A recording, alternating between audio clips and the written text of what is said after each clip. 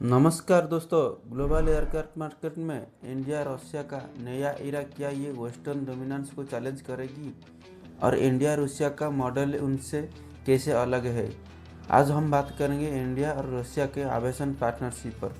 India और Russia का आवेशन cooperation सिर्फ डिफेंस में नहीं है, अब ये सिविल एविएशन और एयरक्राफ्ट मैन्युफैक्चरिंग तक एक्सपांड हो रहा है। इसी पार्टनरशिप का मेन फोकस है रशिया का जो टेक्नोलॉजी है उसको ट्रांसफ़र करना है इंडिया इंजीनियर को। इंडिया का जो लोकल मैन्युफैक्चरिंग है वो स्ट्रांग होगा और मेक इन इंडिया को पूरा बूस्ट करेगा। इंडिया और रशिया मिलकर रीजनल पैसेंजर एयरक्राफ्ट और डिफेंस जेट पर काम कर रही है। इसमें कौन सा मॉडल शामिल है?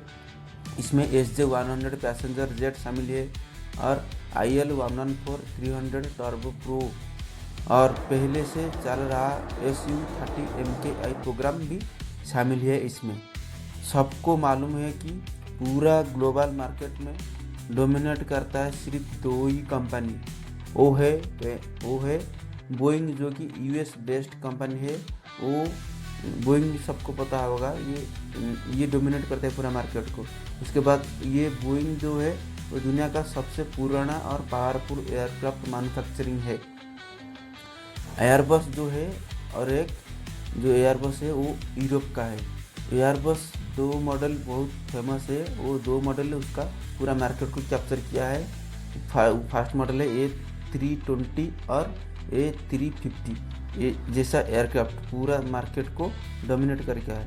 ये दोनों बोइंग और एयरबस दोनों 70%, मोर देन 70% ग्लोबल पैसेंजर को पूरा मार्केट कैप्चर करके रखा हुआ है। अभी वेस्टर्न कंपनी जैसा बोइंग और एयरबस एयरक्राफ्ट सेल करता है, लेकिन टेक्नोलॉजी रेयर शेयर करता है। वही इंडिया और रूसिया मॉडल में लोकल प्रोडक्शन होगा, जॉइंट मैन्युफैक्चरिंग भी होगा, टेक्नोलॉजी शेयरिंग भी होगा। ये जो है इंडिया का ज़्यादा फोकस होता है इसी पर। तो इसी पार्टनरशिप में इंडिया को मिलता है क्या? इंडिया को एरोस्पेस जॉब मिल जाएगा, सेल्फ रिलायंस भी मिलेगा, एक्सपोर्ट पोटेंशियल मिलेगा और स्ट्रैटेजिक जो इंडिपेंडेंस होगा, जो अभी डिपेंड्स करता है कि पूरा अलग कंट्री में उनका पास परचेज करता है, वो थोड़ा कम हो जाएगा, स्ट्रैटेजिक इंडिपेंडेंस होगा। आपका माइंड में सवाल होगा कि क्या इंडिया रशिया एविएशन पार्टनरशिप में इंजन मैन्युफैक्चरिंग शामिल है? इसका जवाब है अभी नहीं, लेकिन फ्यूचर में हो सकता है। इसी समय इंडिया रशिया एविएशन प्रोजेक्ट में एयरक्राफ्ट मैन्युफैक्चरिंग और असेंबली पर फोकस है, लेकिन अभी इंजन का ऊपर फोकस नहीं है। लेकिन जेट इंजन का जो कोर डिजाइन और मैन्युफैक्चरिंग वो रशिया का कंट्रोल में है।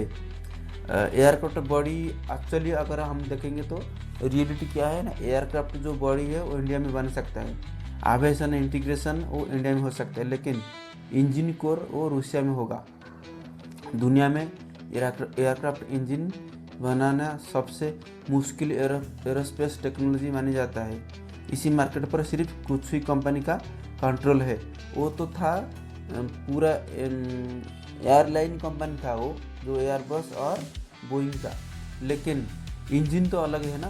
तो इंजन बनाने वाला कंपनी ये है। ये चारों कंपनी पूरा वर्ल्ड फेमस है, ये पूरा वर्ल्ड मार्केट को कैप्चर किया है। पहले वाला है JE एरोस्पेस, ये US का है, और एक रोल्स रॉयस ये UK का है, और सैफ्रन ये फ्रांस का है, और यूनाइटेड इंजन कोऑपरेशन ये रूसिया का है। इसका साथ हमारा इंडिया का जो HL है, हिंदुस्तान एरोनॉटिक्स लिमिटेड है, उसका साथ हमारा पार्टनरशिप है मैन्युफैक्चरिंग करने के लिए। तो इंडिया अभी इंजन के केस में क्या क्या करती है? इंडिया सिर्फ असेंबली, मेंटेनेंस, रिपेयर और ओवरहॉलिंग तक सीमित है। इंडिया की जो कंपनी ये हिंदुस्तान एरोनॉटिक्स लिमिटेड कर रहा है। जेट इंजन टेक्नोलॉजी को एरोस्पेस का क्राउन ज्वेल कहा जाता है, इसीलिए कोई भी देश पूरी टेक्नोलॉजी इजीली शेयर नहीं करता है। रीज़न क्या है क्यों शेयर नहीं करता है? क्योंकि उनका जो नेशनल सिक्योरिटी वजह से वो शेयर नहीं करेंगे, और उनका एक स्ट्रैटेजी होता है, वो स्ट्रैटेजी की उनका हाथ में कंट्रोल रखना है, और दूसरे को इसीलिए टेक्नोलॉजी शेयर करता नहीं है। Cost it's very high expensive, cost and complexity. So conclusion क्या होगा ना, आपको आपको आप सब लोग सोचना होगा कि क्या इंडिया रशिया एविएशन में ग्लोबल लीडर बन सकता है क्या। कमेंट करके ज़रूर बताइए। वीडियो पसंद आया तो लाइक करिए और चैनल को सब्सक्राइब करिए।